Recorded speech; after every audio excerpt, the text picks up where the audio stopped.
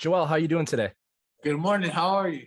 Good. Thank you for taking the time to talk. I'm curious to hear what was your introduction to boxing? How did it enter your life? My dad. Mhm. He always wanted to be a fighter when he was a boy, a young boy, and my grandfather, rest in peace, my grandfather, he didn't have the time because he was too busy trying to support his family, And Mhm. he had me. Well, my mom had me. That's weird, but they had me, and when I turned 8 years old, and he was like, "We're going to the boxing gym." I was like, do I really want to box? I was kind of nervous of going. So we went at 8 years old, and sure enough, it was for me. And look at me now, headlining the zone on next Thursday on Golden Boy, man. One of my biggest dreams.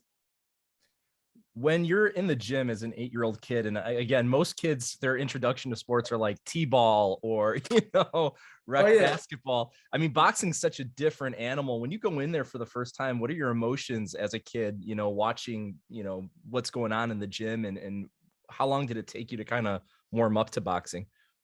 It took me.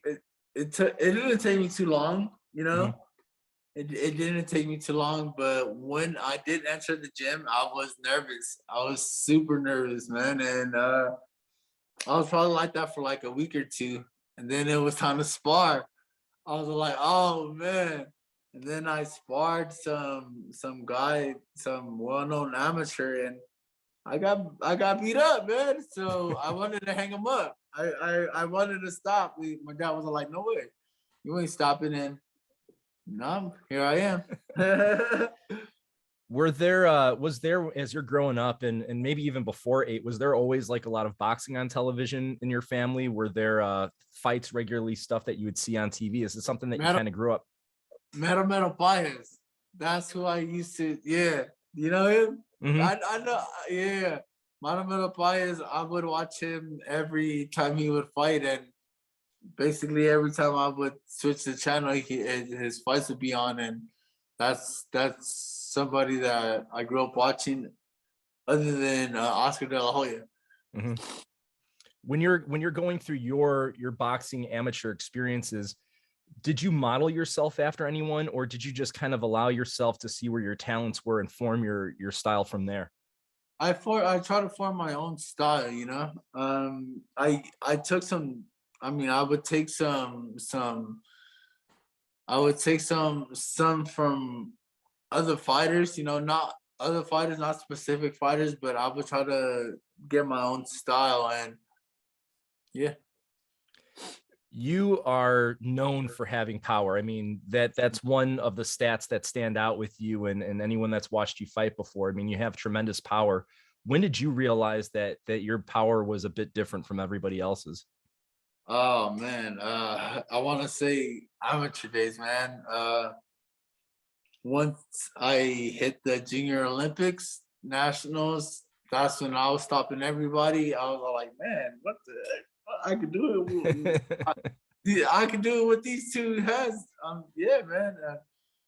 That's when I noticed when I was just stopping everybody, and and giving them 8 counts and whatnot. And sure enough, just took it to the pro leagues and started knocking out everybody. Not knocking them out, or yeah, knocking them out and just stopping them. So that's when I knew I had power.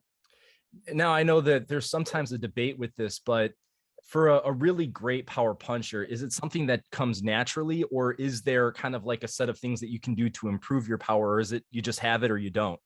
I think is you have it or you Hmm. don't. Hmm. I've never worked on. I mean, I've worked on my power, but I don't think. I think it's either you have it or you don't. It's like a boxer. You're Hmm. either a boxer or or you have power. A boxer not gonna a boxer is gonna not have power, or he is gonna have power. How would I say it? Man, you either have it or you don't. Hmm. You know, and we have it. I mean, it's kind of crazy to think about this, but your first professional fight was back in 2010. I mean, now it's been 12 years just about, Man, and you're a veteran now, yeah, right? So man. Yeah, you're right. what You're looking at that, what do you think has been the biggest change, either within you as a fighter or the biggest thing that you've learned from over the last 12 years? just don't take nothing lightly. Don't go out looking for that knockout punch, Joel. Hmm. Don't Hmm. go not don't go out looking for that knockout. Like I said, if it's there, it's there. Most of my stoppages were from the beginning of my careers, and I'm I'm already fighting 10 rounds, and hope maybe after this fight it'll be 12 rounds. And what if I can't get the knockout the first couple of rounds? You know, we Hmm. have to we have to just sit down and just try to bring whatever they bring to the table. Do you feel like in your early going, again, because you are one of those fighters that has knockout power, do you feel you kind of fell in love with it too much and you just kind of went out there thinking you could blast everyone out? Yeah, that's one of the cases, man. And I'm a 10 round fighter. This fight is gonna be 10 rounds. Hopefully the next one will be probably even 12 rounds. And if we can't stop them, then is we can't stop them. You know, Hmm. if we're either gonna I'm either gonna get myself tired, or yeah, it's not gonna happen. When you look at yourself in your first professional fight back in 2010, how much have you grown as physically as a fighter? What have been the biggest changes in you and in your boxing game? Just staying chill, staying like I said, staying on my feet, staying on my feet, and just oh man, just trying to chill out on the whole first round knockout stuff. Hmm. When you have, I mean, there's only been two moments really of adversity within your career. Um, when you lose a fight, how do you respond to that? What's your kind of mental frame of mind after it, and how do you use that to kind of push forward? Oh man, this last defeat was a tough one. Hmm.